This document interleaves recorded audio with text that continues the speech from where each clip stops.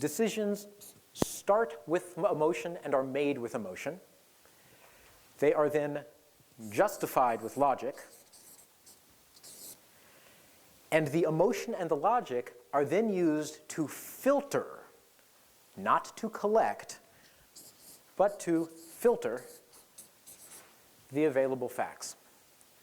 There is a case where sometimes facts are used to generate those initial emotions. But my experience, at least, and please feel free to disagree because there are people who have worked at other places than I have, but my experience is that very, very little of the time do the facts actually end up driving the emotions. If you want to begin to engage in persuasive communication, rather than thinking, oh, I'm going to start with facts and figures and logic, what you want to do is learn how to tap in to the emotional part of what's going on inside people. One of the most powerful ways to tap into the emotional part of what's going on with people is to get them involved in whatever decision it is that you're making.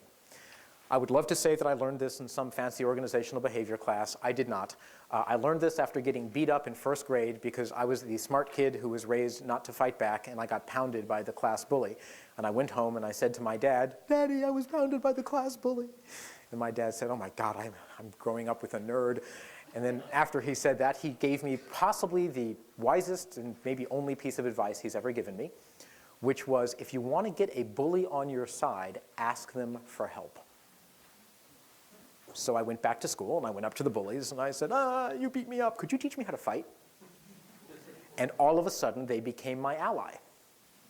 And now all of a sudden, if they accept that role, voila, they are the defender of my agenda. I was like, wow, I kind of like this. This is very cool. And what you discover once you make friends with the bullies is they're not such bad people and their motives are not, evil or whatever. They just have their own point of view and their own perspective about things.